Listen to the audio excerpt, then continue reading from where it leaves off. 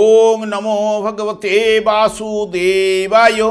আজকের বিষয়টি গুরুত্বপূর্ণ হতে চলেছে। মাসটি হচ্ছে ডিসেম্বর 2025, রাশি হচ্ছে সিংহ রাশি। সিংহ রাশি বা সিংহ লগ্নের জাতক জাতিকাদের ক্ষেত্রে ডিসেম্বর 2025-এ অর্থনৈতিক অবস্থা কীরূপ হতে চলেছে, শিক্ষা, স্বাস্থ্য, কর্ম, প্রেম, বিবাহ ও বিবাহিত জীবন নিয়ে আলোচনা করব। ধৈর্য সহকারে আপনারা ভিডিওটি দেখবেন। আমার প্রিয় দর্শক বন্ধুকে আমার আন্তরিক অভিনন্দন, শুভেচ্ছা ও ভালোবাসা জানাই। আমি আশা করি অনাদির আদি গোবিন্দের অশেষ করুণায় আপনারা সকলেই কুশলে আছেন। আমি কারো ব্যক্তিগত জন্মছক বা ন্যাটাল চার্ট নিয়ে বিচার বিশ্লেষণ করছি না। ঠিক এই ডিসেম্বর 2025-এর গ্রহ সন্নিবেশের মাধ্যমে একটি ছক প্রস্তুত করে তারপরে বিচার এবং ফলাদেশ করব। সেটি হবে আপনাদের ডিসেম্বর মাসের গাইডলাইন। এরপরেই আমি চলে আসি। দেখুন, সিংহ রাশিটি রাশিচক্রের পঞ্চমতম রাশি এবং এই রাশির অধিপতি গ্রহ হচ্ছে রবি এবং এই রাশির ক্ষেত্রে চন্দ্র, মঙ্গল এবং বৃহস্পতি শুভকারক গ্রহ, বুধ এই রাশির ক্ষেত্রে মিত্রকারক গ্রহ এবং এই রাশির ক্ষেত্রে শনি এবং শুক্র অশুভকারক গ্রহ। এবং এই রাশির জাতক জাতিকাদের ক্ষেত্রে বিশেষ করে যদি দেখা যায় যে রাশিপতি রবি এবং চন্দ্র, মঙ্গল এবং বৃহস্পতি এরা জন্মকালীন যার জন্মছকে শুভ বলবান থাকলে তার জীবনটি দেখবেন তত্তর করে এগিয়ে নিয়ে যাওয়ার প্রবণতা প্রদান করবে। আমি আচার্য কমল শাস্ত্রী প্রত্যেক বুধবার এবং শুক্রবার সন্ধ্যা 8:30 এই চ্যানেলেই লাইভ অনুষ্ঠানে উপস্থিত হই। ঠিক ওই সময় আমাকে ফোন করলে আপনারা নিজেদের ভাগ্য বিষয়ে জানতে পারবেন। তাছাড়া বিভিন্ন ধরনের ভিডিও আপলোড করে থাকি, সেগুলি পাওয়ার জন্য আমার চ্যানেলকে সাবস্ক্রাইব করে বেল আইকনে ক্লিক করে রাখুন। যখন আমি লাইভ অনুষ্ঠান বা যে কোনো ভিডিও আপলোড করলে আপনাদের কাছে নোটিফিকেশন পৌঁছে যাবে। দেখুন, যেহেতু সিংহ রাশির অধিপতি গ্রহ হচ্ছে রবি, রবি এই মাসের ক্ষেত্রে যদি শুভ বা বলবান থাকলে তাহলে শুভ ফলগুলো পাওয়ার সম্ভাবনা কিন্তু প্রদান করবে। এবং এই মাসের ক্ষেত্রে যদি দেখা যায় যে রবি দুর্বল রয়েছে, পীড়িত রয়েছে, তাহলে দুর্বল ফল উঠে আসার সম্ভাবনা কিন্তু প্রদান করবে। এবং রাশিপতি যেহেতু রবি চতুর্থ এবং পঞ্চম ভাব দিয়ে এই মাসে কিন্তু গমন করবে।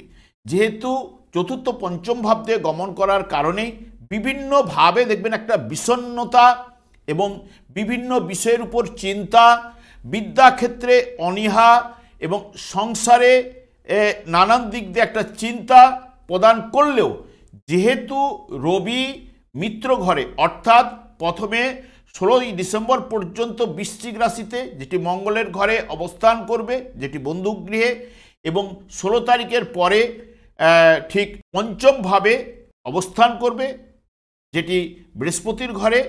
কিছুটা হলেও বন্ধুক গৃহে অবস্থান করার কারণে শুভ ফল কিন্তু উঠে আসার সম্ভাবনা কিন্তু প্রদান করবে। দেখবেন সম্পত্তি লাভও কিন্তু আপনাদের ঘটাতে পারে, গৃহে কোনো আত্মীয় সমাগম আপনার ঘটতে পারে, পরিকল্পনায় সাফল্য পাওয়ার জায়গাটা নিয়ে আসতে পারে এবং কর্মভাবের উপরে দৃষ্টি প্রদান করবে। কর্মের উন্নতি বা প্রাত্যহিক জীবনে বা প্রাত্যহিক জীবনের ক্ষেত্রে দেখবেন সচ্ছলতা ভাব এইগুলো কিন্তু কিছুটা হলেও প্রদান করবে।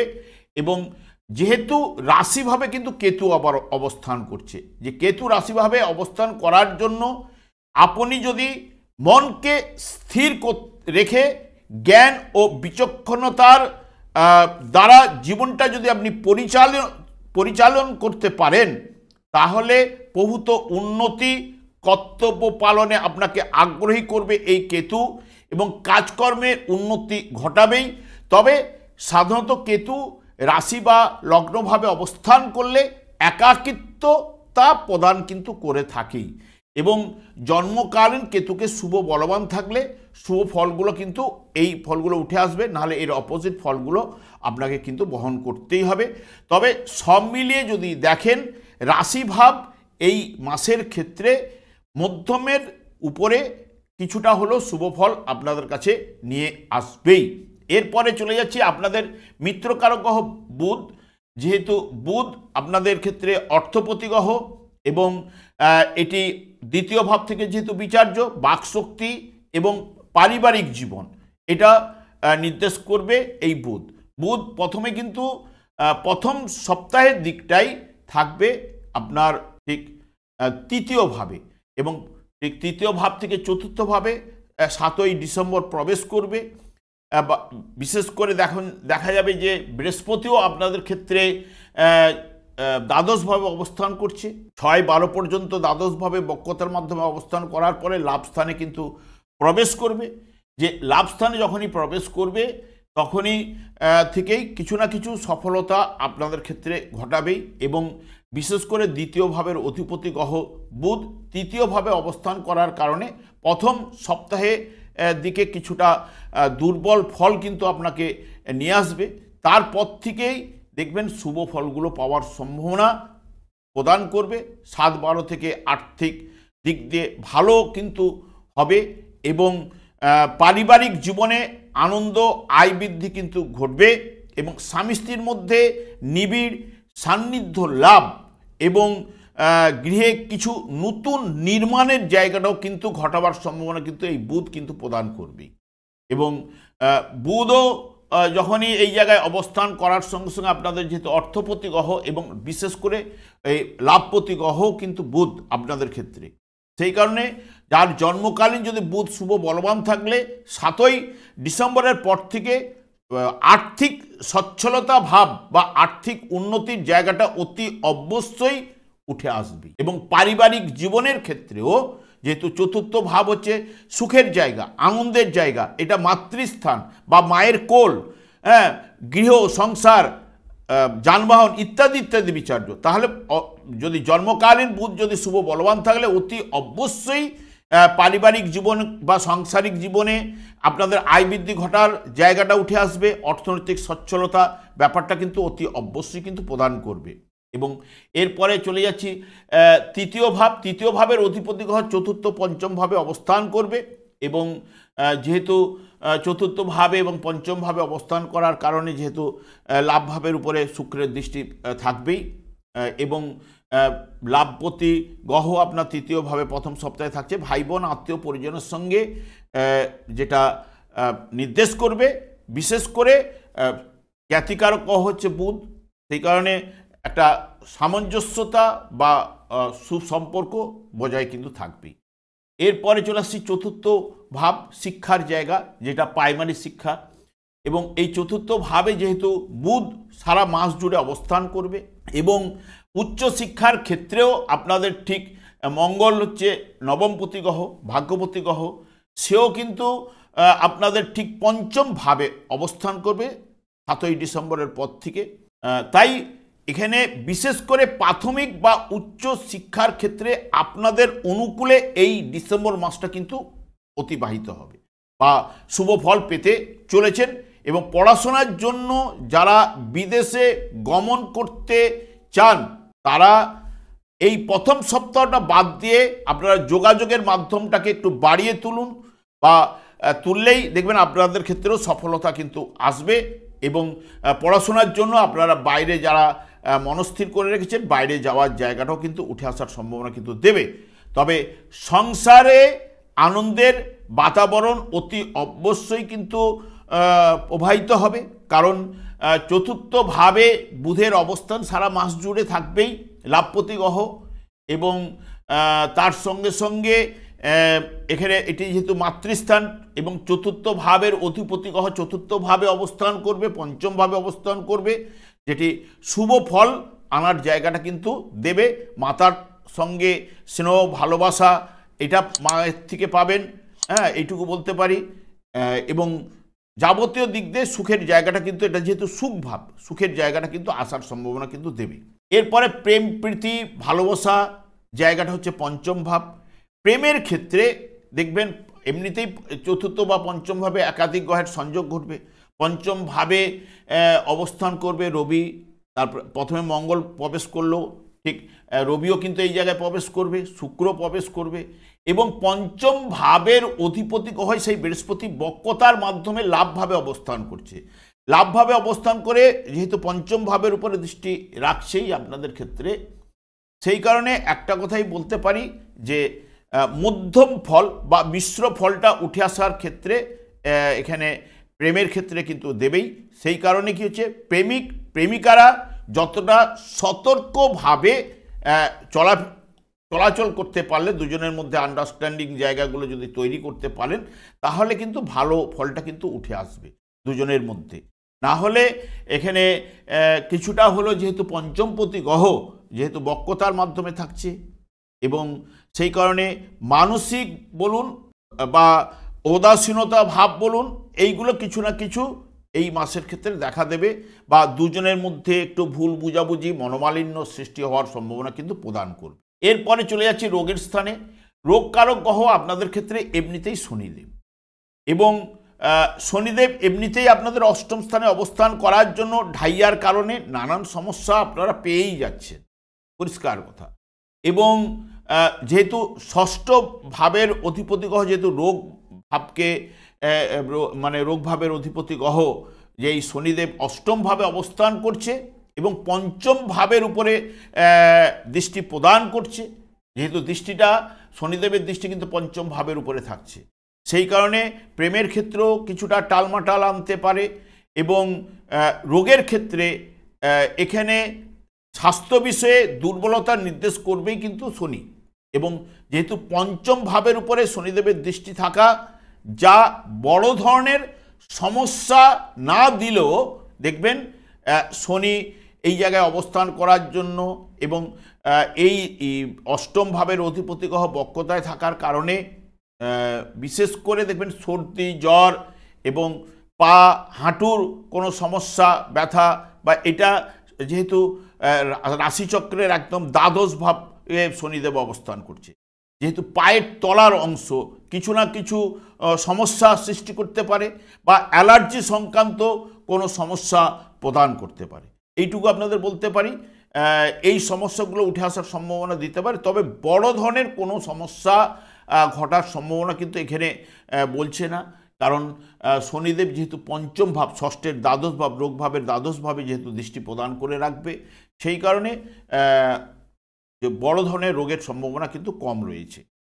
এরপরে চলে যাচ্ছি বিবাহ বিষয়ে। বিবাহের জায়গায় বিবাহের সেই কারক গ্রহ হচ্ছে কিন্তু আপনাদের ক্ষেত্রে শনিদেব। শনিদেব অষ্টম স্থানে অবস্থান করছে, এবং যেহেতু 6 তারিখের পরে বৃহস্পতিও লাভভাবে গেলেও প্রথম সপ্তাহর পরে যা বিয়ের জায়গাটা যদি আপনারা করতেও চান, প্রথম সপ্তাহের পর থেকে আপনারা এগুতে পারেন, কিন্তু টোটাল জোটক বিচার করে তবে বিয়ের জায়গাটা যদি আপনারা প্রশমিত করতে পারেন খুবই ভালো, এবং তা না হলে বিবাহটা পিছিয়ে দিলে ভালো হবে, এইটুকু বলতে পারি।